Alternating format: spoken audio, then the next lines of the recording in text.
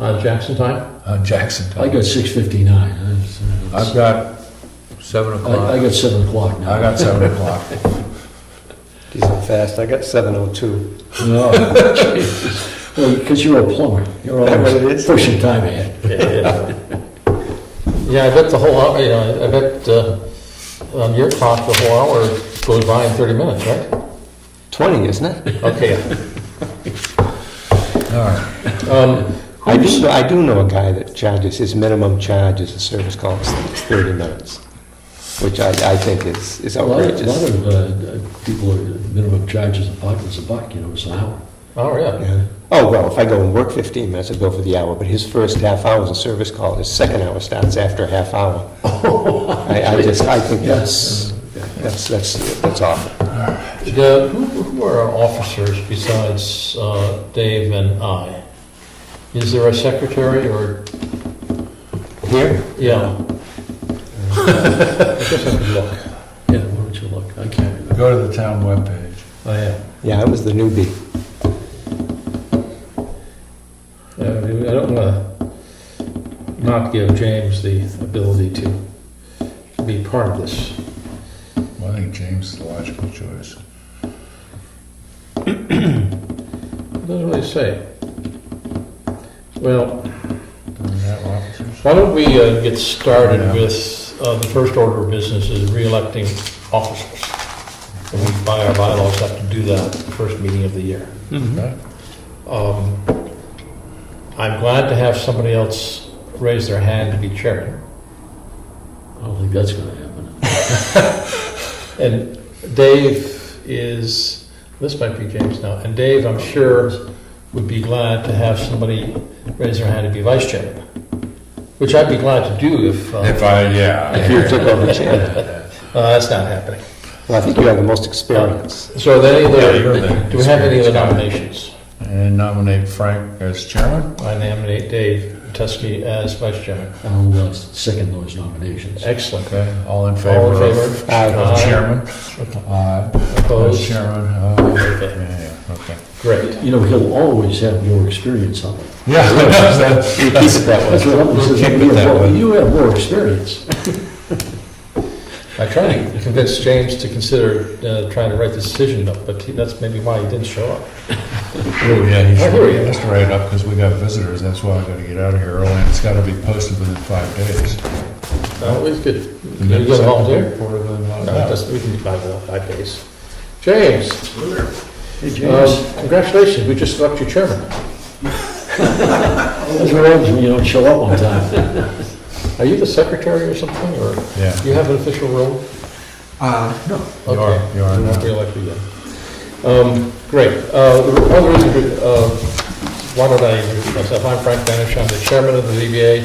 On my left is Dave Mason, James Gleason, Dave Metesky, and Okay. Mr. Allen, who's Huntley, James. Huntley. I was You're saying, as bad as I am. I'm terrible with names. who does George know? Yes. Do that.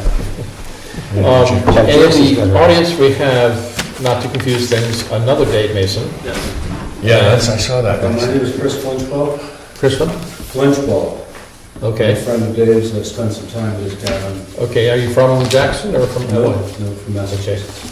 Great. That Dave Mason, do you go by Dave or David? David. And he goes by Dave, so we're all set. Was confusing. Excellent, excellent. Okay, I'm going to, we make sure everybody, did you ever see my email of a letter from Roy Willits? Yeah. So we've seen that, okay. And then everybody has seen in particular that one drawing, Huntley, that you Yeah, have. right here. Yeah. This one that on the web is actually in red. Did you I saw that. see this on the Yes. email? Yeah, Okay. okay, you printed it out too. Okay.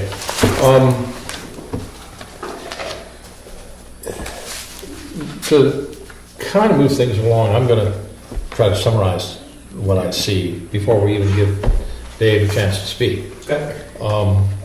We have a situation where, as I understand it, he wishes to build a smallish addition at the rear of the cabin, but the entire cabin is within the prescribed setback of from the front of the road. So to allow him to do that, we have to grant a variance to the front setback. It's not clear to me whether he's in compliance with the other setbacks or not. Well, it appears that it is. Yeah. Yeah, 30 feet, 30 50 feet. feet, yes. Yeah. So the only issue is the front setback. Right. I'm going to suggest, along with, as we found with Mr. Brooks, that I find it difficult to characterize. Go ahead. Could I just suggest that we don't reference Alan Brooks' Yes. situation because it's irrelevant. I agree. And we don't want to make it look as though, Point is well taken. But I'm going to suggest that in terms of the variance not being contrary to the public interest and the spirit of the ordinance is being observed, to me it's clear it doesn't alter the essential character of the neighborhood, and I see no threat to public health, safety, or welfare, which are the first two tests we have. The third test is substantial justice, which really gets down to unnecessary hardship, and really comes down to, is there a fair and substantial relationship between the general public purposes of the ordinance provision, i.e. the front setback, and the specific application to provision to this property. And to me, I think it's clear there's not. There's no public benefit at all using the front setback to prevent the applicant from building the rear shed addition. And to me, it's also the special conditions of this property are primarily the entire building is in the front setback, which certainly distinguishes it from others in the area. And secondarily, you could probably also argue that the entire surrounding properties are under conservation easement. And then I'd then go on and say, the last two tests are value of surrounding properties are not diminished, which there's nobody has suggested that this does. In fact, the one abutter has written a letter in favor. And finally, the last test in terms of literal enforcement of the provisions resulting in an unnecessary hardship. We kind of already addressed that, but again, we have that testing of the relationship between the purposes of the ordinance and the impact on this individual. So to me, I think it's all fairly straightforward in terms of what we have to say. And I took the opportunity to do that because I thought the application, a lot of the rationales in the application were not particularly on point to the decision we have to make. So if I were writing the application, I'd kind of characterize those four, how it applies to each of those five findings. So just to get all that out of the way, then I would invite David, I'm sorry. That's how he's applying to you. If there's anything else you'd like to add other than what I just said, about the property, Right. or why the variance should be granted. Well, just as far as it's just a small storage shed to be used. It's an unheated cabin. I'm not taking anything away from the properties around me. And I am building it out of local sourced eastern white pine, board and batten. The sash are all handmade. There's two sash that I made that I will be putting in it. Those are handmade and hand glazed using old wood from 1905, and the glass is actually from 1850 that I've salvaged. So I think it'll add the character to this little structure as well. So shall we make a motion that we grant this variance? I think we should individually look at each test and vote on them, Okay, let's do that. and then we can go forward. One more thing, Kevin was questioning that, he didn't think that brook, I don't think it's in question anyway, but He didn't think that brook ran year-round. He thought it might be a seasonal thing. You'd probably know It better is. than, yeah. I've owned the property for 2 years now, and last September and then August 2 years ago, it does dry Yeah. up Yeah. completely. And that's my source of water. That's what we do dishes with. We Oh. filter it. So it's tough when you go up there. It's nice though that it dries up in the fall, and not like tonight where we're actually backpacking up to the cabin tonight. So we have to bring some water with us. So yeah, it does dry up. If I could add one thing, just as Dave's friend, there was an existing shed on the back of that cabin, and it was so rotten and leaking, and you couldn't keep the critters out. Yeah, So, we saw I that. think the issue here is you're enlarging it. You had the grandfather right to replace it. Correct. You don't, Yeah. you, But you're making it bigger, so that's why Why you're you're here. doing And that's why. we had no idea there was a setback issue. Yeah, well, let me also ask, since we're talking about, there's also a law in New Hampshire about whether and how one grants building permits on Class 6 roads and other roads that don't have direct access to the street system. And I believe where you are on Iron Mountain, that's a Class 6 road.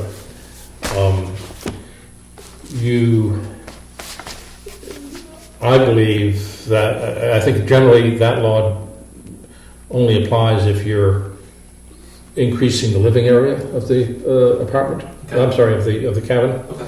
So adding the shed at the rear really, I think, doesn't cause that law to come into effect. Okay. But it would be an issue should you choose to try to enlarge the cabin. well, it would be an issue that the building inspector could either look at or not, or it would come to us. It would come to us or the selectmen Okay. to grant Yeah, permission. no, and I'm a Yeah, so- historic preservation by trade, and that's why I'm happy to have this cabin to preserve it and keep it the way that it is. A lot of people that will see it, that hike by, ask me when I'm going to tear it down and build something else. I'm like, I'm not. You know, I'm not sure you could. And the other thing is, if you were to agree to a larger place up there, you'd also have to sign a waiver, stating that you realize that's a Class 6 road and the fire truck may not make it up there. and I would never change what Yeah. is up there Yeah. and the size of it. That's great. I It grew up. works for everybody. Works for everybody, that's Yeah. great. Yeah. So I'm going to ask the board to vote on each of the 5 prongs. And the first prong would be, actually, are you willing to write the decision up when we're done? Yeah. Great. I'll be glad to move it. Okay. And, if there's any question about why we voted on each of these. The first prong is the variance would not be contrary to the public interest. All those who are in favor of that statement, that it's not contrary to the public interest, raise your hands. That's unanimous, 5-0. Then the next test is the spirit of the ordinance is observed. All those in favor of saying that the spirit of if we grant the variance, the spirit of the ordinance is observed, raise your hand. 5-0. The third test is substantial justice is done by granting the variance. All those in favor that if we grant the variance, substantial justice is done, raise your hand. It's 5-0. The fourth test is the value of the surrounding properties are not diminished. All those in favor who think that by granting the variance, the values of the surrounding properties are not diminished, raise your hand. All in favor, that's 5-0. And finally, test number 5, literal enforcement of the provisions of the ordinance would result in an unnecessary hardship. So all those in favor of, all those who believe that by granting the variance, we, how to phrase this, avoid the literal enforcement of the provisions of the ordinance. Let me restate that so it's clear. All those who believe that literal enforcement of the provisions of the ordinance would result in an unnecessary hardship, raise your hand. 5-0. Okay, so then finally, all those in favor of granting a variance, as requested. Please raise your hand. 5-0. Okay, the variance is granted. We will write a decision. I will also email Kevin. Strictly speaking, any abutter, which is only one, Yes. or anybody who owns an easement, which would include Upper Saco Valley Land Trust, could raise, or the selectmen, could raise objection and force a rehearing Okay. for over the next 30 days. Okay. So Kevin can't really issue a permit for 30 days, or Okay. it would be unwise to do so. Right. But you have your variance, Thank you. and good luck on the Iron Mountain Road. I can't wait. It's only a mile. Yeah, it's 1 mile. It might be a little story going downhill. It's a cold mile, and like he said, coming down, it's a slippery mile. You know what? Believe it or not, my wife will not take the snow machine up. She hikes up every time, and then she sleds the whole mile all the way down. Oh, wow. She giggles Loves the it, whole huh? way down. She loves it. She just used a regular sled, or Yeah, we have the orange expedition Yeah, sled, yeah. you know, that I made a pulp for to do a pull-up stuff. oh, great. But yeah, she just Uses her snowshoes as runners. and just Brakes. sleds the whole way down. And That's it's great. like a 3/4 mile sled run. That's great. Yeah. That's great. Now, Robin Willett used to say that was the old schoolhouse. Was it a schoolhouse? You know, I have spoken to a bunch of people. I've spoken to the Burketts, Matt and Kerry, who live up there. They thought it was. Marty and Pat Spoonman, who live up there, say it's not. But then in this letter, Roy wrote that it used to be the old schoolhouse. But I was told by Marty and Pat that it was built in 1940 by Lloyd Johnson. It was built 13 by 16 hunting log, vertical log cabin. And then they had a porch on the front and they closed it in, which is now my kitchen. Yeah. You know, with a propane little stove and Well, if you wanted to do the research, you could probably find it in there. Oh, probably could. yeah, so I've heard that it was built by Lloyd Johnson. Yeah, he lived down at the beginning of Yeah. yeah, So Green Hill Road. yeah, so I was told by Marty and Pat that it was built as a hunting lodge, Yeah. and the whole family dynamic. And if you guys notice, the piece of triangular land that we own, it was gifted because everybody else was getting pieces of land up there back when Marty's grandfather bought, I think, 500 acres up there for like $500, and it took 3 payments of $186 for him to actually buy all the land up there, and then he gifted it to cousins and stuff, and I think Lloyd Johnson was part of the family who then got that little piece of triangle, which is a very bizarre piece of land, to say the least. But when we found it, we were thrilled because I grew up on Adams Road on Eagle Mountain my whole life, and it was hard to be removed from Eagle Mountain, and then I just happened to stumble upon Iron Mountain with this gorgeous little cabin, and I'm very thankful to still be in Jackson after 45 years That's great. of being here. We got married at the Eagle Mountain House, so I mean, I've Oh, been wow. part of this Yeah. community for 45 years, and we are just so thrilled to have that little cabin in our name, and look forward to putting it into a trust. So Did you go to school here, or did you? I didn't. just No, it summers? was just my grandparents came up in '68 and built in '70. It was Donald Mason and Pauline Mason. Yeah, I and, used to get their mail every once in a while. I bet, yeah. So that's the wrong Mason. Well, growing up at the Oakley, Yeah. going there, people would come up to me and like, "Oh, Dave Mason, tell your father I said hello," and they're talking about you, and I'm like, "Okay, yeah." Well, and Dave's son lives right next door, named to the Well, Wildcat. Okay, That's another Mason. yeah. but that's Phil Mason. Okay, yeah, Don't be confused yeah. with that. And then my uncle lives up behind here. Donald Mason built out I think the second switchback behind us here. Yeah, Yeah, I mean, I've been up here for all the 4th of July, 3-legged racing, potato race, sacks, and all that. My whole life, so it's just been nice Oh, that's. to still be able to to drive over the covered bridge and still be in Jackson, Yeah. and not have to buy something out of. Yeah. So I'm very happy. Over in some awful city like Bartlett. Yeah, well, it's tough when you go out here. There's public, I should adjourn the meeting, I suppose. Is there anything else we need to talk about tonight? No. Okay, motion to adjourn.